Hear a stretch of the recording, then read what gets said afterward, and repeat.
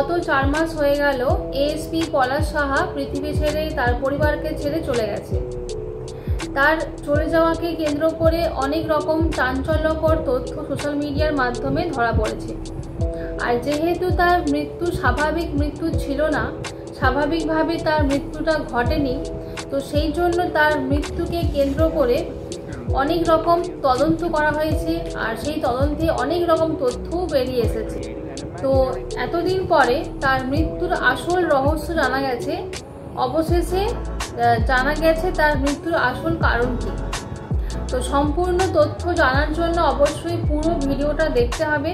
তার আগে ইন্ট্রোটা দিয়ে দিই। Hello everyone, welcome back to my channel. আমি রিয়াঙ্কা নিয়ে চলে এসেছি আর একটি নতুন ভিডিও নিয়ে। আশা করছি তোমরা সকলে ভালো আছো, সুস্থ আছো। আমিও বেশ ভালো আছি।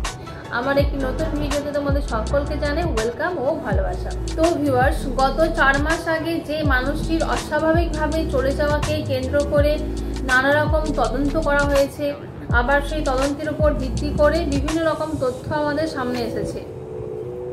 তো এএসপি পলাশ সাহা, সেই এএসপি পলাশ সাহার মৃত্যুর রহস্য নিয়ে আজকে কথা বলবো। এএসপি পলাশ সাহা শুধু একজন বড় মাপের অফিসার ছিল না, সে কিন্তু একজন মেধাবী এবং খুব ভালো সহজ সরল মনের মানুষ ছিল।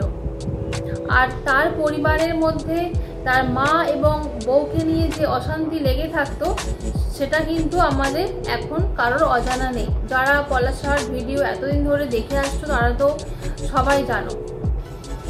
তো তার মৃত্যুকে কেন্দ্র করে কখনো অনুমান করা হয়েছে যে তার পারিবারিক চাপের কারণে এরকমটা সে করেছে, এরকম সিদ্ধান্ত নিয়েছে।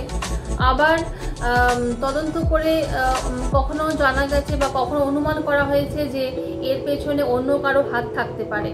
মানে যেহেতু সে একজন বড় মাপের অফিসার ছিল, তো সেই জন্য তার অফিসিয়াল কারণেও কোনো যোগসূত্র থাকতে পারে। তাকে সে হয়তো কোনো কারণে বাধ্য হয়ে এই কাজটা করতে পারে। তো তার জন্য কিন্তু ফরেন্সিক সে যে নোটটা লিখেছিল, সেই নোটটাকে কিন্তু ফরেন্সিক রিপোর্টের জন্য পাঠানো হয়েছে। সেই রিপোর্টের মাধ্যমেও অনেক কিছু তথ্য বেরিয়ে এসেছে। তো সেই সব ভিডিও যদি তোমরা দেখতে চাও তাহলে আমার পুরনো ভিডিও, আমার চ্যানেলে কিছু পুরনো ভিডিও আপলোড আছে, সেগুলো তোমরা একটু খুঁজে দেখতেও পারো। তো পূর্বে এই প্রসঙ্গ নিয়ে অনেক আলোচনা করা হয়েছে আমার চ্যানেলে, আমার ভিডিওতে আছে। তো পূর্বে এই প্রসঙ্গ নিয়ে আলোচনা তুঙ্গে থাকলেও বর্তমানে কিন্তু এই পলাশ সাহাকে নিয়ে আলোচনা অনেকটাই কমেছে, তাকে নিয়ে আলোচনার রেস অনেকটাই কমেছে। কিন্তু তা সত্ত্বেও অনেকের মনে কৌতূহল থাকতে পারে যে সে কি কারণে এরকমটা করেছে।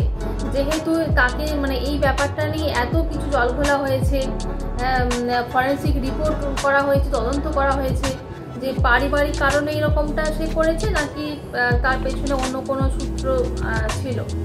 তো সেই জন্য আজকের স্পেশালি তোমাদের জন্য বানানো, যে তোমাদের অনেকের এখনও কৌতূহল আছে বা থাকতে পারে যে কি কারণে, এক্স্যাক্ট কি কারণে এরকমটা সে সিদ্ধান্ত নিয়েছে।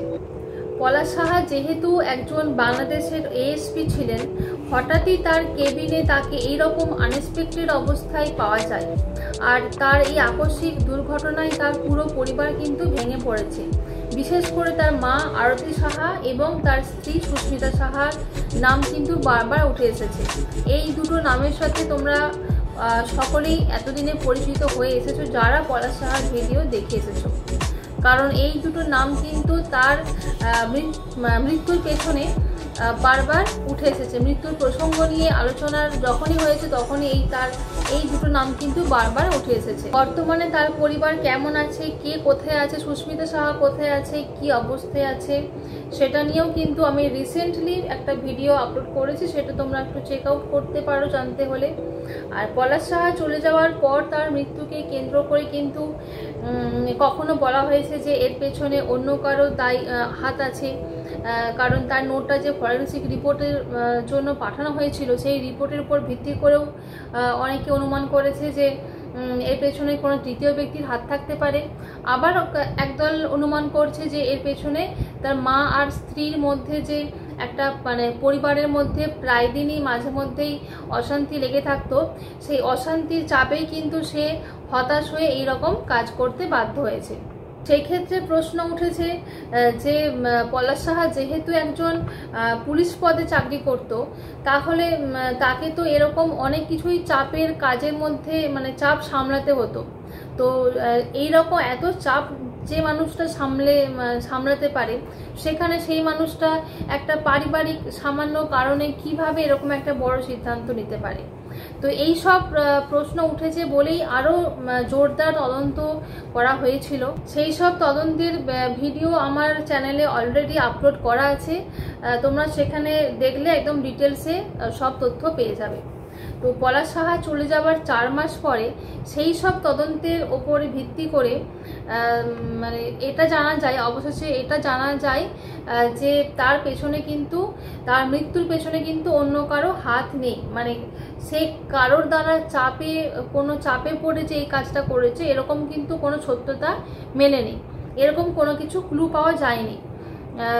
সে যেটা করেছে সেটা তার নিজের সিদ্ধান্তেই ঘটিয়েছে এরকম কাজটা। কিন্তু তাও প্রশ্ন থেকে যায় যে কি এমন মানসিক অশান্তি হয়েছিল তার মধ্যে, কি এমন মানসিক চাপের মধ্যে ছিল যার জন্য এই রকম একটা কাজ করতে হলো তাকে। কতটা মানসিক চাপে থাকলে মানুষ এরকম কাজ করতে পারে। আর এই ঘটনা ঘটার আগে কিন্তু পলাশ সাহা কারোর সাথে কোনো রকম তার মনের কথা শেয়ার করেনি, এমনকি তার স্ত্রী সুস্মিতা সাহার সাথেও না। তার কোনো আপনজন, বন্ধু বান্ধব বা অফিস কলিগ বা এমনকি স্ত্রী কেউ কিন্তু এই রকমটা কোনোদিন হতে পারে, এরকমটা যে সে ঘটাতে পারে, তাদের কিন্তু সকলের কল্পনার বাইরে ছিল। যাই হোক, নেটিজেনদের মধ্যে যে একটা ধারণা ছিল যে এই পলাশ সাহার মৃত্যুর পেছনে অন্য কারো হাত থাকতে পারে, কোনো রকম বাইরের কোনো চাপের কারণে এরকম ঘটনা ঘটিয়েছে, তো সেটা কিন্তু একদমই ভুল প্রমাণিত হয়েছে। তা সেই তথ্য সম্পর্কে কিন্তু কোনো রকম সত্যতা প্রমাণিত হয়নি, প্রমাণ করা যায়নি। কিন্তু আমাদের উচিত যে আমাদের চারপাশের মানুষজন, আপনজন, পরিবারের সকলের মানসিক অবস্থার খেয়াল রাখা, মানে সে মানুষটি কেমন আছে, ভালো আছে কিনা সেগুলোর খোঁজ নেওয়া আমাদের অবশ্যই উচিত, যাতে এই রকম ঘটনা আর কারোর সাথে না ঘটে। তো আজকের ভিডিওটা এই পর্যন্তই, এই তথ্যগুলোই আজকে তোমাদের সাথে শেয়ার করার ছিল। তো ভিডিওটা কেমন লাগলো অবশ্যই জানিও, ভিডিওটি ভালো লাগলে অবশ্যই লাইক, কমেন্ট, শেয়ার করতে ভুলো না, আর চ্যানেলটা প্রচুর করে সাবস্ক্রাইব করে দিও।